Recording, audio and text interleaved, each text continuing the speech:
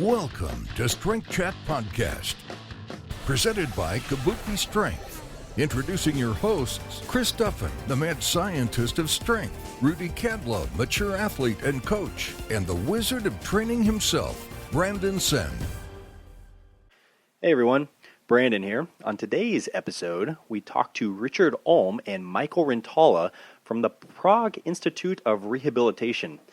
Both of these guys are instructors on dynamic neuromuscular stabilization, which is one of the foundations of our movement system. Topics include bracing strategies, eccentric versus concentric loading, why you shouldn't be taking in a lot of air when you brace, and the best ways to do that. We talk about youth athletics issues revolving around that and many other things involved in athletic development and ideal maturations of the nervous system. Enjoy. Welcome to Strength Chat with your host. That's right, myself, Chris Duffin, the mad scientist of strength. To my left, the one, the only, well, he's kind of pissed me off today, but I did? How? I'll let it slide. I knew that triggered you. The wizard of training, Brandon Sen.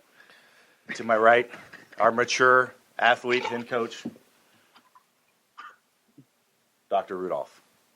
You almost forgot. Our mature coach. You forgot my stage name. I've been bumped up in the order 2 weeks in a row now. I know. That's because I can't remember the name Dr. Pretty Rudolph. soon I'll be the host of this show. I think At Christmas time, you should be able to remember that, because Dr. the Rudolph. host has many administrative duties, and so I am not opposed to handing over the host. As long as I get that title, I'll take it. Okay. All right. That's Okay. settled. All right. Next week, it's going to be a whole new intro. switch. No more of that double intro. Can we No switch more seats now? Go ahead and switch seats. Take the middle seat, Brandon. No, I'll let him have this. I got a story to share with you guys. I was going to tell you this morning, but we got into prepping for KMS beforehand. But had an entertaining time with my son this week. He is. For our audience, if you don't know, I build like rigs, like epic rigs, off-road stuff, pretty heavily involved. And my son has started watching this show called West Coast Customs, where they make customized vehicles. Is that Pimp My Ride? It's kind of like it, but a little bit better, Is Exhibit hosting that? What's that? Never mind. The kids will get it. So he keeps coming in every day, like, Dad, they're doing this, they're making this. And I'm like, Dad does that too. And he's like, no, you don't understand. You don't understand. No, you don't. And I'm like, Yes, I do. So yesterday he's watching this one on, he's actually at the gym with me. When in the back I have a designated lift and fabrication area for my custom vehicles. And he comes up to me and he's like, they're building a desert race vehicle. And you should see, they have like bypass reservoir shocks. They make like, when you make jumps, like it feels like nothing with you anything going on. And I'm like, you know, I have those on all my rigs. And he's like, no, you don't understand. You don't understand. When you jump a vehicle and you land, these reservoir shocks, they're like amazing. And I'm like, Give some Briley, context to how old Briley is too. He's 9. Well, it turns 9 in a couple weeks. He's 8. so I take him in the back and show him. I'm like, look, here's all the giant racing shocks that are going in the vehicle. And he's like, oh, okay. I guess you do kind of do this stuff. So anyway, now he's all pumped. He's gonna be my helper for the rig. So I got to go pick him up early this afternoon so he can spend some time with me. So anyway, it's just pretty funny. That was your story? That's my story. Haha. Yeah. See, Andre wanted to hear it again. Is there a I was punchline? waiting for the punch. Nah. And then I crushed him with one of my shocks for disobeying me. That's right. Okay. Well, now that our audience has left, we can start the podcast. See, this is why I'm not liking you much today. This is why you're on my... Hey, I got a lot of stress here. We got a lot of seminars going on. You're not going to be at one. I hear you're pregnant or something like that. Well, I'm not, but... Well, you look like it. There is a baby due that will be my third child. Any moment now. It was due yesterday, so there's a good chance, yes, I may have to step out for a little bit of the seminar this weekend. So, all right. Shall we get to business? We should get to business. Okay. We have some pretty important guests here that are standing by and ready to have rock and a roll. we have A double. we have two guests today, both leaders in the field of sports, I guess, medicine, rehab, but we've got movement. Dr. Michael Rintala and Dr. Richard Ohm with us today. And both, Dr. Richard Ohm has spent his background in track and field, both coaching and as an athlete, and has moved into the field of medicine. And then Dr. Rintala, who I think all of us have spent some time with, is based out of San Diego as a chiropractor. Again, very much a sports focused. He is on the PGA Tour Sports Medicine team, and actually, I missed Richard being on being a member of the Titleist Institute. So definitely a fair amount for both of them involved with golf, but both significant with a number of athletes outside of that as well. So really excited to have these gentlemen on. Like I said, they're some leaders in the industry with bringing content and education out for other clinicians and coaches. So really excited to have both you gentlemen on. Welcome to the show. Thank you. Yeah, thank you. Thanks for having us.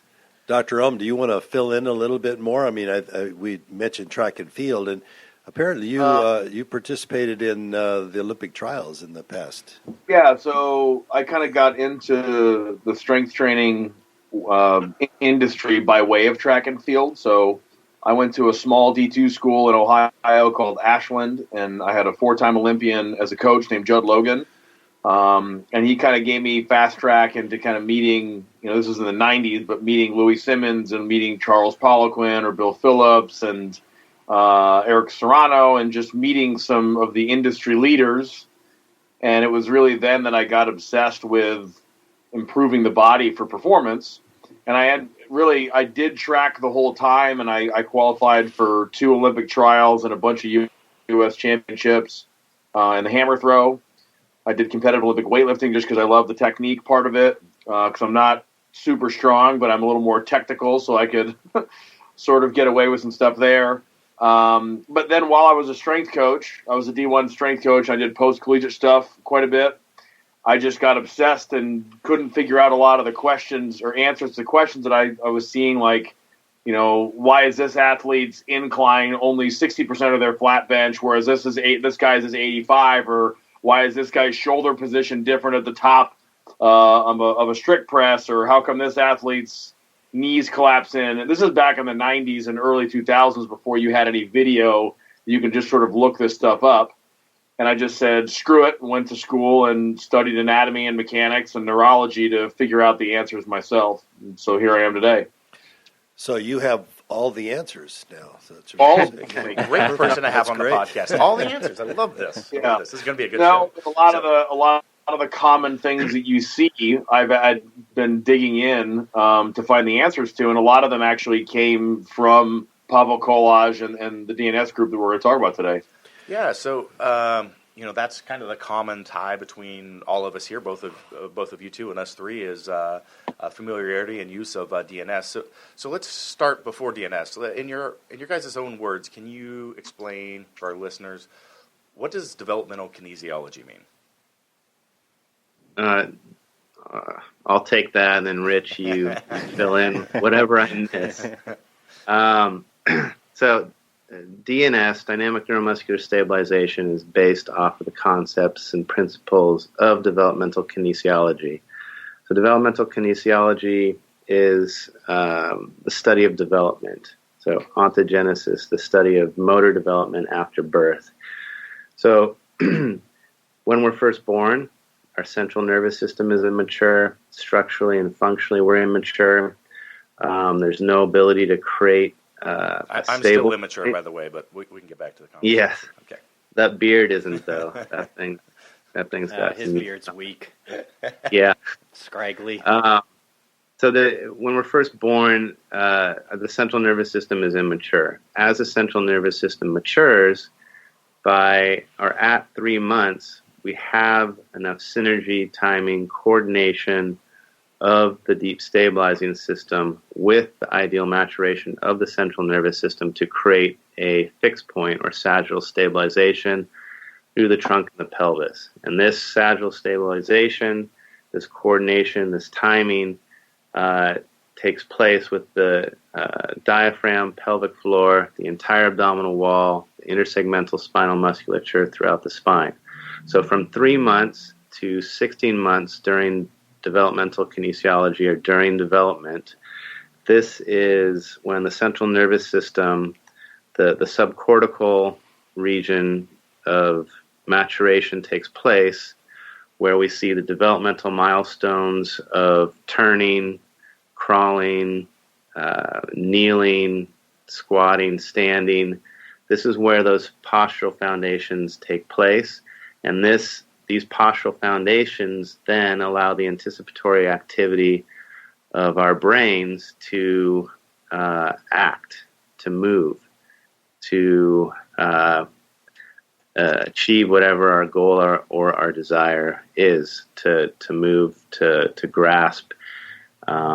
And so DNS utilizes those concepts and principles to both assess, treat, and train movement, to facilitate that deep stabilizing system that is facilitated with ideal central nervous system maturation. And that model, that developmental kinesiology is the base that DNS works off of. So that's obviously a thorough answer. Essentially, developmental kinesiology is just sort of like the study of early development where they're just learning to sort of move and upright. Like he said, the nervous system is immature at birth, and the growing of the muscles, the skeleton, all that stuff, acquiring movements is completely tied to development of the nervous system. And that's one of the big differences between DNS and a lot of other systems is their appreciation for the neurology of movement, and not what most of us kind of look at it as like this biomechanical thing. This muscle's connected to this bone. Movement, which really came from Yanda and even collage, is a very complex neurological process. It is not just, a muscle pulling on a bone here.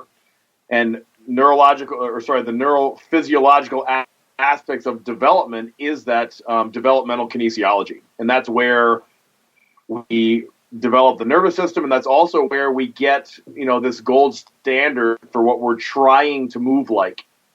With patients, they might, have these pathological movement strategies, and so we try to get them to move more like this ideal model, which is elite athletes, it is, healthy babies, and it is also some of the movements from another tool that they use called reflex stimulation. And that gold standard is also a little bit different than other industries. With other systems, they might say, I just want to get the shoulder stronger, or I just need it to be able to move more. With DNS, it's like, well, we need it to stabilize in this way. We need it to move in this way. So it gives you a gold standard. In sports like powerlifting or soccer or whatever, it becomes a little bit more complex because the loads, the forces that you're putting out, the speeds that you're moving at are all much, much higher than normal everyday life. But there still is that gold standard there that can be applied to those movements. So DNS then, as it applies to or takes the developmental kinesiology, we're applying that to athletes today, and we're putting them back into the 3, 4, 5, and 6 month positions to reinforce that gold standard. Is that what you're saying, Dr. Ohm? Yeah, you can use, so Mike made reference to these landmark positions in development, right? The 3 month you've seen before, laying on your back in triple flexion. You've obviously seen that low oblique sit that everyone that's seen a DNS class has done. Those are milestones in development, and you can use those, or you can use really any position in development to be able to retrain and sort of re-evoke the proper movement strategies. DNS is really all about integrating a muscle into global movement, not about isolating one. Like an example, Chris, for you, you might do leg curls just because you want to get your hamstrings stronger, and there's value to that sometimes. But with DNS, we would want to integrate the hamstring into global movement, whether it's a hip movement or an arm movement. The whole system is always involved. And that's where the DNS exercises come from, is that we need those exercises to retrain and reintegrate all those muscles into that proper movement strategy. I really like how you phrased it as looking at the neurology of movement versus the biomechanical of this muscle, this joint, and so on. I think that's a good way to kind of think about that. And Mike, you mentioned DNS being very heavily rooted at the idea of a deep stabilizing system. Can you talk to us a little bit more about what that really means? A lot of our listeners will be really familiar with bracing strategies and so forth. Is that related to deep stabilizing systems? So when DNS talks about the deep stabilizing system, that 3-month milestone is when we have that synergy and that coordination of diaphragm, pelvic floor, the entire abdominal wall. The diaphragm is a huge component of what DNS trains and assesses. We look at the efficiency of function, both respiratory and postural function of the diaphragm. So the deep stabilizing system, if I go to pick something up, the diaphragm is going to descend. When it descends, it creates an intra-abdominal pressure, which loads pelvic floor, which eccentrically loads the entire abdominal wall. And that group of musculature will react to that intra-abdominal pressure, to that eccentric load, to create a fixed point. And that fixed point, that reflexive response to that intra-abdominal pressure, the amount of intra-abdominal pressure, or the amount of stability needed, will be regulated to whatever the task may be. So whether it's picking up a pen or picking up 500 pounds, if I'm picking up 500 pounds, I'm going to need more intra-abdominal pressure, more activity of that deep stabilizing group to maintain that intra-abdominal pressure, to maintain that fixed point, to allow me to transfer those ground reactive forces when I go to lift up, transfer those forces through my legs, through my trunk, through my pelvis, to my arms and my hands, to then lift whatever that may be and do it efficiently.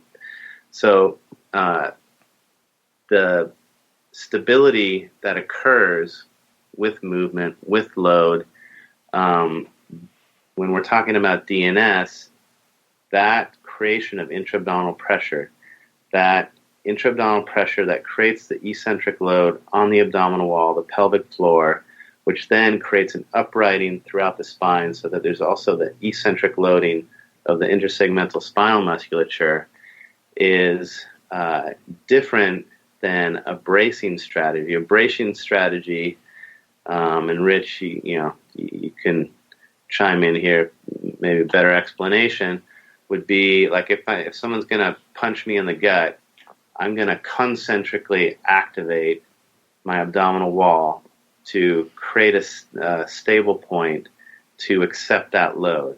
Whereas the intra-abdominal pressure creates more of an eccentric load of the deep stabilizing group of musculature, and then that eccentric load can turn into an isometric to maintain the intra-abdominal pressure to be able to move more efficiently and transfer loads. So, go ahead. Go ahead. The intra-abdominal. So, what we're really talking about is separating bracing from intra-abdominal pressurization. Is that correct? If I can jump in here, so back to the gold standard thing, right? When we have weightlifting, a lot of times you're just trying to find a way to move the weight. And when you are trying to brace or stabilize, you might not be thinking about it. And now weightlifting is a little bit different because Chris, I'm sure, has a very thorough setup for when he's putting his foot where, how he grabs the bar, when he's starting to brace. Does he do a partial brace at the top and then finish with a full brace when he drops into the hole for a deadlift? Those are sports where you actually think about your bracing strategy. Well, DNS gives you this gold standard for it. A lot of times, though, people, because they're constantly pushing really, really hard, they're unable to stabilize in a more efficient way, right, in a more correct way. And so they usually end up overloading the posterior chain, right? If you don't compensate with hyperextension of the back or cranking on your spinal extensors, then you obviously round forwards, and nobody likes that, particularly in the squat. So with the DNS stuff and with the pressure that he was describing, you have the diaphragm is going to compress the fluid in the abdomen, and initially that will create this violent co-contraction of the abdominal wall and the pelvic floor. But then if you want to stabilize really, really hard, that abdominal wall has to minimize its expansion, because there's a thing called the ideal gas law, or Boyle's law, which is that pressure and volume are inversely related. So if Chris wants to rip 800 pounds off the floor, he has to make his abdominal cavity as small as possible to get as much pressure in there as possible to have the strongest co-contraction available to him. That's going to give him a super stable foundation from which he's actually able to lift the weight up. But with the DNS stuff, it gives athletes the gold standard for this is how we should stabilize. And if you don't cue them correctly or teach the athlete how to do it, typically what I found is when you tell someone to brace, all they do is they crank up the intensity of whatever strategy they were using throughout the day. So if they're a chest breather and they crank their back on all day 20,000 times a day, that means that when I say, hey, I need you to brace, they're going to crank their back on. No one's going to go from being a back breather to then when I say brace, suddenly they drop their rib cage and they expand their abdomen. That doesn't happen unless they've been coached to do that. And the DNS material is giving us that ideal model for a good, strong, stable, efficient bracing strategy. So the difference being then an eccentric load versus a concentric load. So is that correct? Well, I think what Mike said is people naturally will suck their belly in because, they've been trained to be concentric with the abdominal wall. What I would tell you is that any brace that involves concentric activation of the abdominal wall is faulty.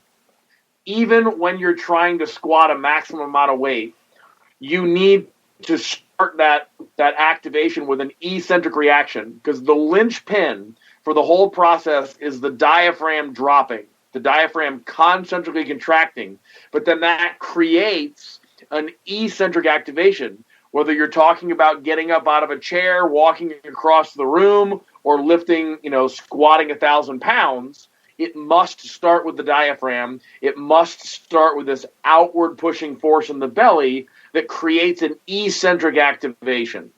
Right. So the concentric is a faulty bracing pattern or a faulty stabilizing pattern. There should always be a conscious pressing out against the abdominal wall and never a drawing in. Right, and so that's what I'm trying to get at, especially to our listeners, because there is a big, this is something that's very, very new for the strength world, at least from what we've seen. Bracing is becoming ever more popular now, but the idea behind the eccentric or concentric loading, I think, is one of the most important things. And there's a lot of good lifters that do concentrically load. And when we're talking concentrically load, we're talking about sucking in, correct? Yep. Okay. So we know of people that can do that, and that's why we call this a strategy, right? Because there are different strategies that people have developed to coordinate their entire system. But we're talking about potentially an ideal system for pressurization or bracing based on the natural development of the nervous system. Is that?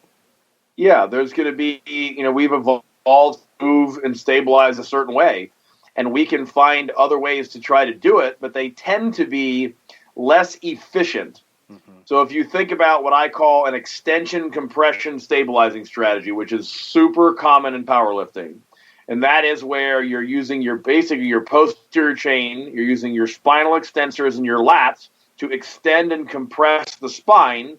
You basically compress down the facet joints in the back and lock it into place.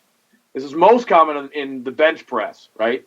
So they're lifting the rib cage up, arching the back, squeezing the shoulder blades together to establish this very, very strong passive loading strategy that hyper compresses a lot of those joints and actually puts you in a position where other muscles are inhibited. So in those positions, like if you were to try to do that in the squat, for instance, there's lots of athletes that have gotten away with that. But when you learn to actually stabilize well in that neutral position with the strategy that we just described, now suddenly you have access to all those muscles. They're all participating in the stability and the movement, and the performance goes up. Yeah, I was going to say that's sorry to interrupt, but that's definitely my, what I've seen as a coach in that world is you can say people have performed well with those other strategies, but if you ever see them at, near failure or near maximal load or fatigue failure, they always break down. And because that pattern will, it gives up at a certain point. And if you want to maximize performance, we've found that using the DNS principles do that. Right. I mean, the other thing, Chris, did you ever lift with equipment? Yes, I did. Okay, so I thought about this quite a bit, and the West Side strategy is basically that extension compression stabilizing strategy. Yep. You're using lats, you're extending a ton, and they're doing a low bar back squat. Well, in a low bar back squat, you're trying to minimize, if not completely prevent, any dorsiflexion in order to maximize hip power. Mm-hmm. And that strategy works really, really well when you're in a suit, because if you're in a suit, as you know, you want to get as much hip flexion as possible to distort the suit more so it gives you more energy back. Yep. Well, if you lift with raw, that strategy don't work the same. Well, and you also have that same mass of canvas material and belt and briefs and all that around your torso, hoping support that isn't normally there as well. Yeah. So it's a physically supporting structure that is supporting that activity, and you take that away, things change dramatically. Yeah, and you can't get away with. So my point here is you can't get away with that extension compression stabilizing strategy in a raw squat whereas you can with an equipped lift, because the suit, like you said, is helping with the stability, but also the more you use your hips, because the suit doesn't cross your knees. So you bending your knees more doesn't benefit you with a suit on, because it's not going to help you get out of the hole. So that low bar back squat with that hyperextended spine that everyone always cites, like, oh, well, so-and-so does this, or I saw this lifter do it, and I'm like, all right, well, they're not lifting raw. It's a completely different world. Like, we're not talking about the same movement. Yeah, sometimes when we're holding our seminars and we walk through the process, we get a few people that are like, this is completely the opposite of everything I've been told for the last 20 years. We're like, yes, it is. Which is why I think this is such an important topic, and I had mentioned that this is something really new to the strength world, at least from what we see, because especially powerlifting has been around much longer in equipped than it has raw lifting. So all of those strategies have carried over into the raw lifting. It's more important now. And then because they were successful, you see a lot of strength coaches, in the, different collegiate or professional settings that quote that type of work as their background of, for how they coach and do the lifts. And it's, I think, had a negative impact on the industry as a whole. Yeah. It's tough because there's many reasons why an athlete can do well. Some of them are technical. Some of them, they just have superior muscle fibers, a better nervous system, stronger discs, in their back, whatever. There's lots of factors that go into it. And a lot of times someone can get away with crappy technique and still move a lot of weight, but it's because they excel in all these other categories. So just because you perform well doesn't necessarily mean that you're moving or training the best that you could. It just means that you're able to get away with it, because maybe you have 30% type 2X fibers, which doesn't happen in real humans. But, if you just had this incredible nervous system or this incredibly resilient spine that you could handle any kind of loading that you want, you can get away with bad technique and still perform well. And coaches will say, oh, well, so-and-so does this. And it's like, all right, well, you're not built like that dude, so you probably can't lift like that dude. Yeah. I think with DNS, the focus is on the quality or the efficiency, the synergy, the timing, the coordination of that deep stabilizing system to create that fixed point. Those athletes that have that ability are the ones that you see excel or rise to the top. Other athletes, they may have a very good ability to compensate and utilize compensatory patterns or high threshold patterns like the extension strategy that you're talking about. They'll be able to still get the job done. They'll still be able to compete at a high level, but the durability and longevity, I think, will be compromised if you're utilizing those compensatory patterns over and over. If you have that ability to maintain that ideal stabilization strategy, create the intra-abdominal pressure, the uprighting throughout the spine, transfer loads efficiently, then that's going to create better quality of movement, more fluidity. And those are the athletes, those are the Federers, the Kelly Slaters in surfing, the Wayne Gretzky's, Jagers in hockey, that have that quality of movement, that quality of stabilization. Then you see longevity in their careers and you see consistent high performance.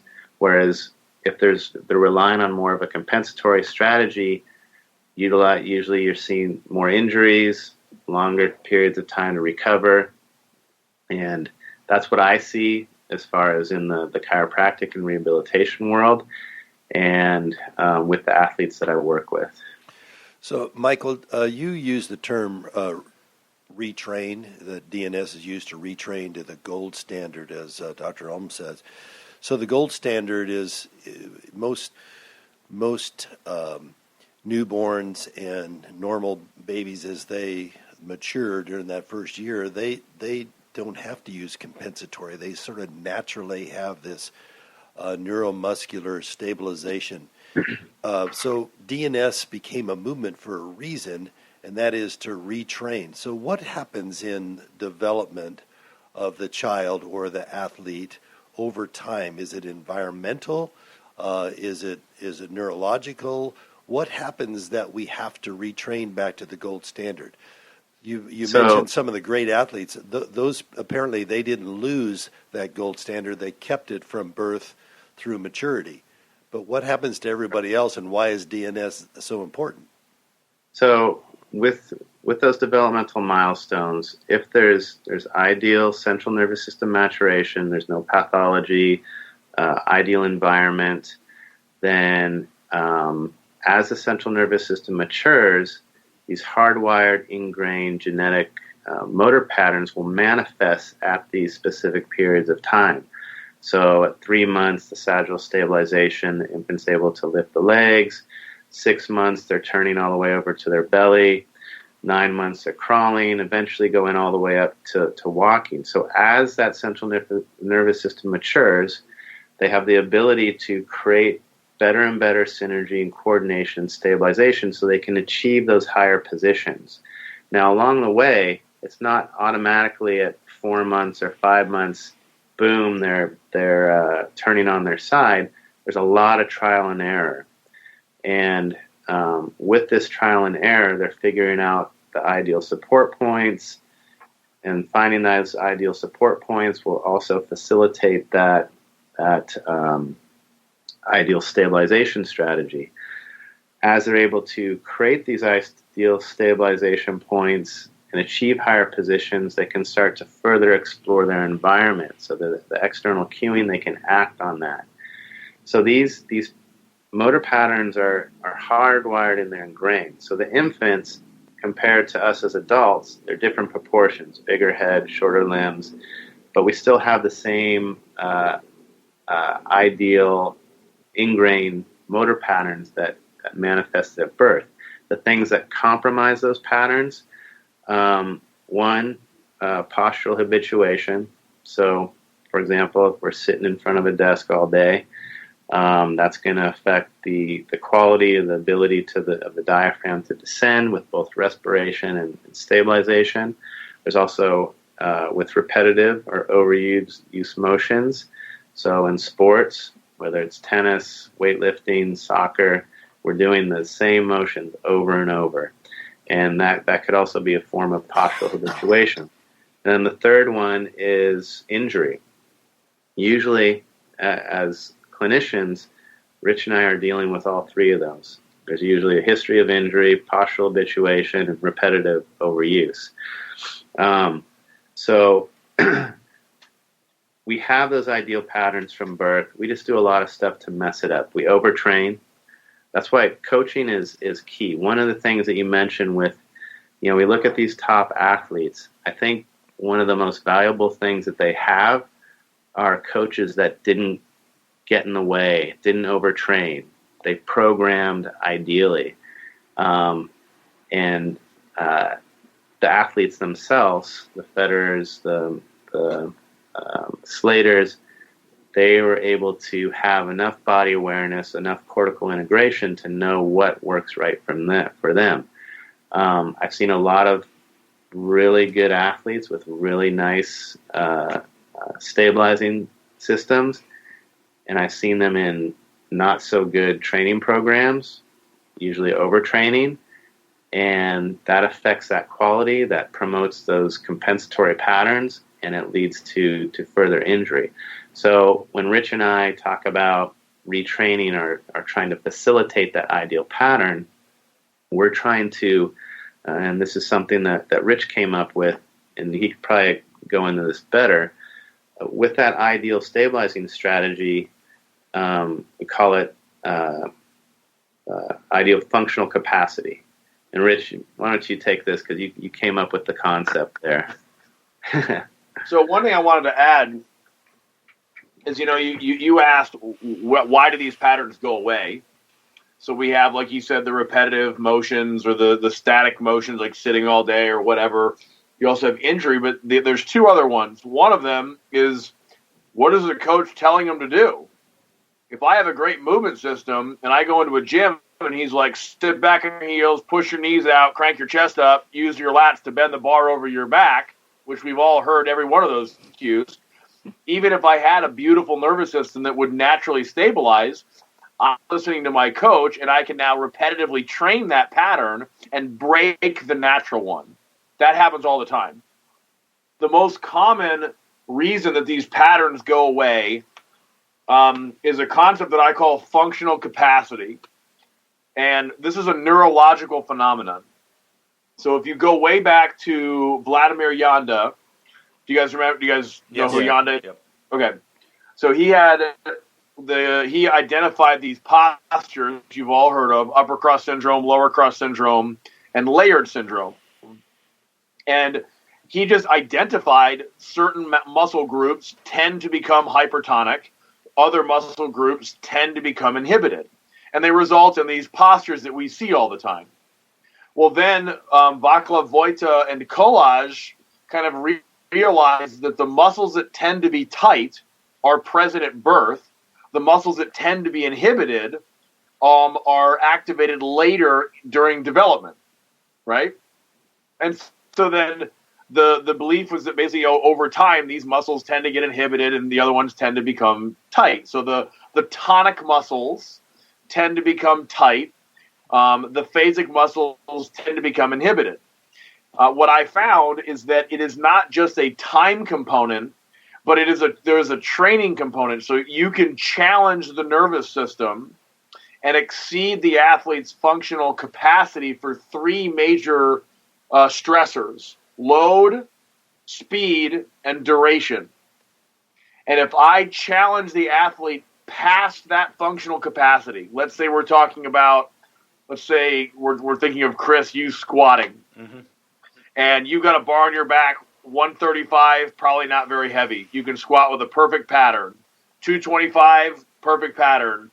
315, perfect pattern. 405, I can't remember what your squat is, but I'm sure it's more than 405. He squats about 495. Yeah, 495. Belt up. 405 would be pushing the limit for him. Yeah. So, but you're going to get to a point where you notice that when you're squatting, you feel this invisible force pulling you into extension. And you may not naturally do it. You see the athlete automatically lift their head up. They automatically arch their back. What's happened there is you've exceeded the athlete's functional capacity. And what happens then when you're beyond functional capacity is the phasic muscles tend to shut off and you get into a tonically driven posture, right? And that is more of the newborn posture. Newborn babies, chest is elevated, shoulders are elevated, arms are here, back is arched. And when you're squatting, or even if you're doing a pull-up, that's another good example. If you're doing a pull-up, no one ever complains that when they're doing a pull-up, their shoulders just keep going down. They get tired. Where do your shoulders go? As you keep going, they get cranked up like this. So if you did 5 pull-ups, easy, 7, 10, 12, 15, now you're going to start to notice that your shoulder is going to regress into this primitive stabilizing strategy, into an upper trap, levator dominated position.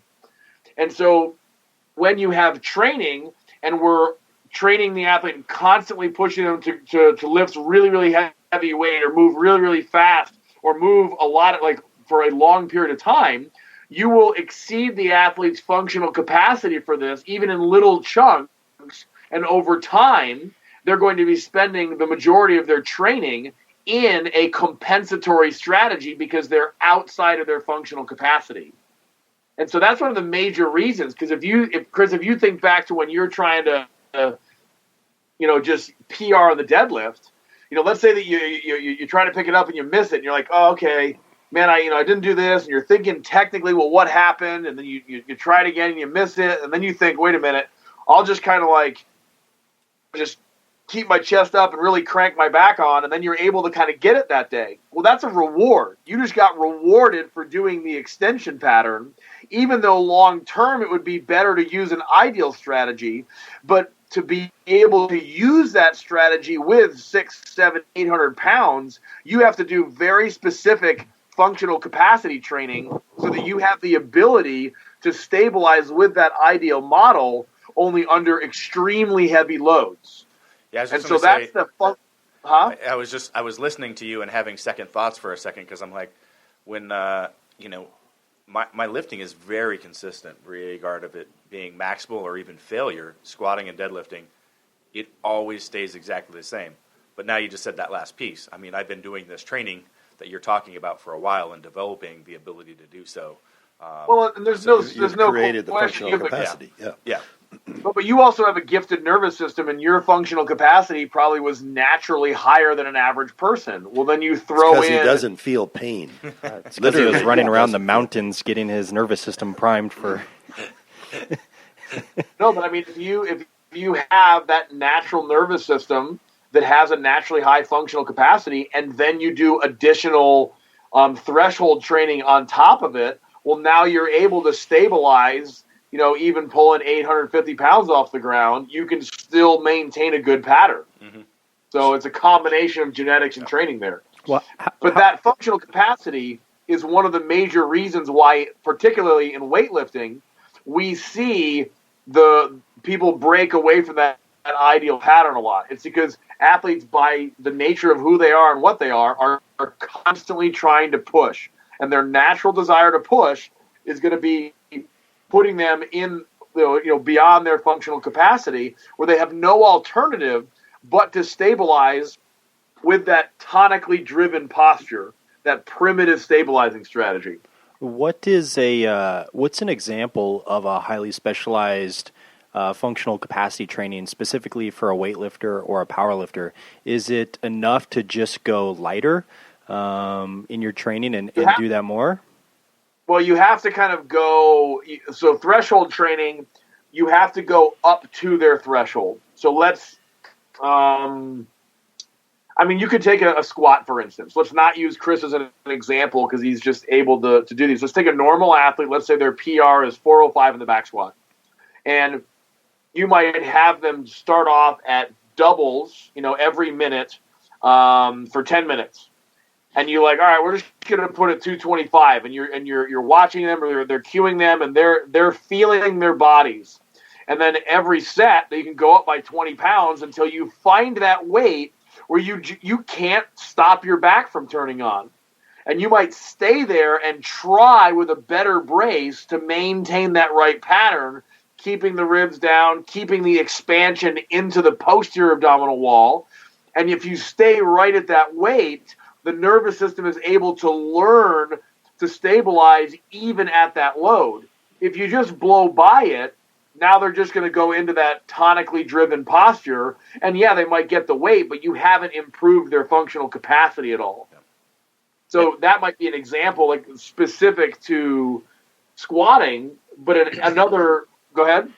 Oh, no, I wasn't going to say anything, but I will now that I have the mic. No, I want to say something. No, it's too late. Well, as the new host of this show, I will silence you. So that's a great example, because I think a lot of times when people think about functional capacity training, they might have thought about a specific exercise or a specific exercise sequence, but really what you're talking about is managing the fitness and fatigue relationship between what they can express versus the stress induced from that training. And that's a lot what we talk about too, especially coming back from injury. Similar thing, touching on that threshold, backing off, touching it a little bit further, pushing a little further, backing off. And I think that's especially true for us powerlifters is people definitely neglect their warm-ups in my experience. At least inexperienced lifters, a lot of times it's assumed that more warm-ups will fatigue you going into heavier loads, which could be true to some degree, but unlikely taking a few extra sets at 30 to 40%, 50% is going to fatigue you too much. So I think that was a good answer. All right, go ahead, co-host. I was just going to say, I forgot. So spoke so long, and so much pushing, so much gibberish.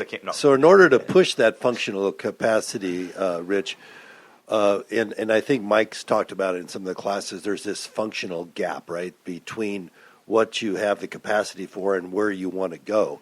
And once you exceed that capacity is when you get into those compensatory movements. The gap is not necessarily where you want to go. Let's stick with the squat as an example. Let's say that your back squat max is 485. So you can squat 485, belt it up. You got the ammonia capsules. You got somebody to smack you in the side of the head to get you all jazzed up. We've all been there. But you can only squat with a really good strategy, with that proper strategy that DNS describes, up to about 315. The gap is when you go from that efficient, ideal movement strategy to a less efficient strategy that requires a lot more muscular effort, but you can still move the weight. So that might be, for some athletes, that might only be 10 pounds. For other athletes, that might be 300.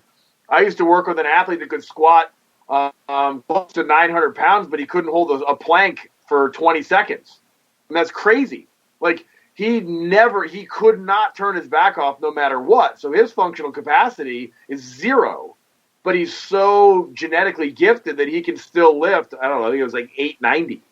I mean, it's ridiculous. So the gap is the distance between the ideal movement strategy, your functional threshold, and whatever your absolute fatigue is, your maximum effort. So that might be 1 rep max. That might be, a time domain. That might be a speed domain. That's the functional gap. Yeah. It's not necessarily where you want to go.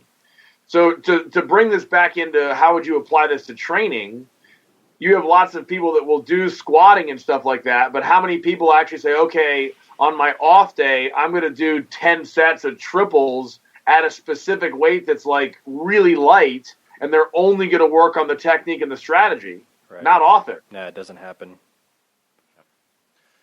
Yeah, I mean, maintaining that quality of movement with those factors. I mean, obviously you want to be able to withstand longer duration, add additional load, all this other stuff. But if you maintain that quality and then keep trying to bump what those, that load and duration, you're gonna close that gap. Yeah. I'm interested in pursuing a little more of the repetitive overuse and the postural habituation and that type of thing, that particularly with younger athletes and what we see with maybe overzealous coaches or parents in particular. What would your advice be to parents and young coaches of little league, youth league athletes? That's a problem with the rise of the rise of club sports. Kids are playing whatever the sport may be: soccer, baseball, volleyball. It's year round. There's no very little downtime, and a lot of times seasons are overlapping, so they're doing 2 or 3 different club teams: basketball, baseball, volleyball at the same time. And on top of that, they're working with a trainer who, they're working their, the strength component or movement component as well. So, or multiple trainers. They have lifting with football, and they have their own private trainer. Right. So, and these kids, they have a great ability to adapt. So they'll constantly be going into the functional gap.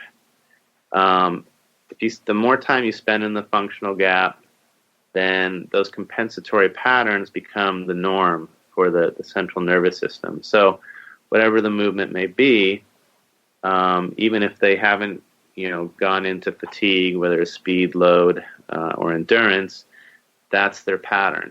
The hyperactivity of the flexors extensors, overloading the transitional areas through the spine or the extremities, shoulder, elbow, whatever it may be. So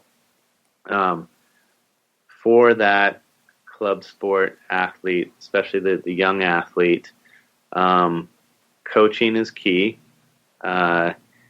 Training is key. If you're working with an athlete, if you're a trainer, you need to know what their whole schedule is. You need to know if they've just come off a soccer tournament and it's Monday, are you going to be, maxing out their loads? So I think there needs to be more focus on recovery, more focus on downtime, maybe more focus, especially with these young athletes. You should be developing these athletes, not tearing them up, not tearing them down. As a clinician, I see these athletes in the office daily as far as, young kids, 8-year-olds coming in with overuse injuries. So I think it comes down to coaching. It comes down to communication with the coaches, whether it's the trainer, the sport coach, and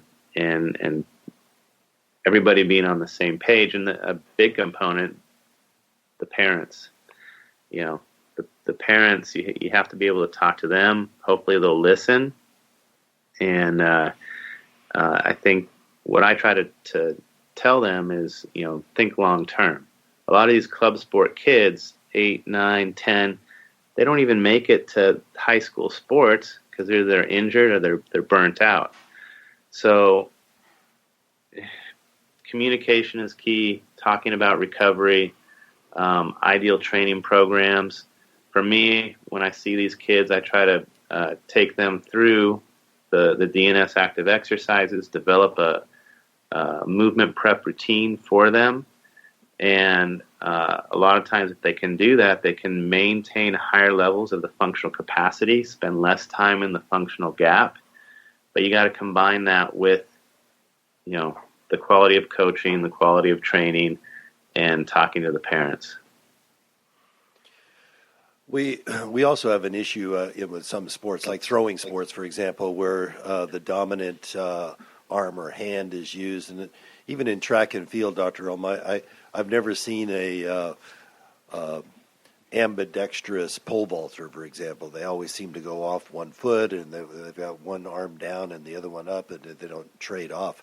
How do you work with athletes? What would you suggest there when you have a dominant side that gets overworked? I think it's really important that you actually work the opposite. So in the hammer throw, for instance, or in the shot put, you're typically rotating to the left. Most people have it in the right hand. So you don't necessarily have to throw with your left hand, but you can do, more rotations where you're doing rotational throws to the right. Because if you're overloading one pattern, you can develop a weakness in the chain there, in the other chain. And once you lose the balance and the co-activation, you start having a decrease in performance, decrease in quality of movement, and then potentially injury. What's odd, or what's a little bit silly, so the hammer throw, I don't know if you guys have ever seen it. It's a 4-turn, very, very complex technique. I used to throw left-handed in the summers. So I would just take several weeks and just train left-handed, and I usually would improve when I went back to throwing right-handed. I did that because I just wanted to give my body a rest. So instead of just training 6 days a week, I'd take a couple weeks off, and then I would just do a lot of left-handed throwing and learn the pattern that way. There's actually a lot of motor learning stuff that suggests that you actually get better at the other way because your brain has to think about it harder to do it with your other hand. And so then you gain better mastery and understanding of it when you go back to your dominant side. So a simple answer is I would just make sure that they're training the other way. Like pitchers need to be not necessarily throwing with their left arm, but definitely doing rotation in the opposite direction and training in all the different planes so that you don't get overload. So be a switch hitter and throw right and throw left if you can. Well, maybe in training. I mean, a lot of times, I used to have, with these little med balls, it might have been 2, 3, 4 pounds, and you would do sort of reverse throwing, but in both directions. It would never just be, I'm only going to train my right arm because that's the only arm I throw with. You're still going to do, could be a sandbag throw over your head or whatever. It can be, like a shot putter. I might have them doing like a heavy med ball where they're throwing with 2 hands, but off the left side so that we're getting some training of the blue slings in the opposite direction. Good. I think we're starting to get close to time, possibly. Yeah, we have a few more minutes, but we might want to talk a little bit about DNS and how our listeners might get involved, classes that they can take. Why don't you walk us through what is available to the athlete and to the clinician in the way of taking DNS? So there's different DNS educational tracks. One is the exercise or sport track. There's an exercise 1, 2, and 3. And then off of that exercise track, there's also specialty courses you can get into, like Dr. Ulm's DNS weightlifting course. So the DNS 1, 2, and 3, it's a sequence of courses. The third DNS, the exercise 3 course, there's a practical exam, and once you've gone through that, then you are a certified DNS exercise trainer. There's a time component with all those, and they want a certain amount of practice with DNS during that time. The clinical track, there's a clinical A, B, and C, and then there's a D course. The D course is in Prague. It's a week-long course, and then after that course, there's you have to do video analysis, written answer. It's definitely more involved. The clinical course, you get more in depth with assessment and developmental kinesiology. The exercise courses, the focus is on assessment and the specific active exercises. And both of you are instructors and teach several times throughout the year. I know Brandon and Chris and I have all taken courses, and I think we've been in San Diego and down in Florida, and you have classes all over. Yeah. So the classes, the Prague School website lists all the classes, and I could give you that site or, email you with that information. I don't know if you post it as far as the when you put the podcast up. But there's DNS right now is worldwide, and there's clinical courses, exercise courses. If you go to the Prague School website, you can see all the courses listed. Rich teaches specific courses. I teach specific courses. You can go to our individual websites and see the course listings that we're teaching. Yeah. The website is www.rehabps.com. And then my website, where I would have just articles that I've put up about squatting or stabilizing or functional capacity or whatever, and some of the videos is athlete-enhancement.com. And then, Mike, what's your... Say that one again, Rich. It kind of broke up a little bit in transmission. www.athlete-enhancement.com. That's just where a lot of anything that I publish or, podcasts, there's videos on there. Whenever I get time, I'll throw some stuff up. And that usually goes anywhere from stabilizing strategy stuff to I've got a bench drill for the shoulders for strengthening stuff that'll come out here in the next couple weeks. It's just whatever kind of stuff pops in my head that I think it would be useful for athletes. And then for me, my course listings, it's www.rintala.com. And I have a seminar listing with all the upcoming stuff, which is mostly in the West Coast courses. Plus there's Facebook, Instagram, lots of different ways to see what we're doing. And with the Facebook and Instagram, I post a lot of videos as well, kind of going through different DNS active exercises, utilizing kettlebell, TheraBand, just showing ways that you can integrate and utilize different loads to facilitate that ideal stabilizing strategy. Well, we appreciate you guys taking the time to visit with us and share your extensive knowledge. I know I personally want to thank you, Dr. Rintala, for the 3 classes or 4 classes I think that I've attended with you. It's invaluable information, and it's been great. I've certainly incorporated that into my training and to my athletic career. It's really helped dramatically, and we do here at Kabuki too as well. Been great having both of you on the podcast.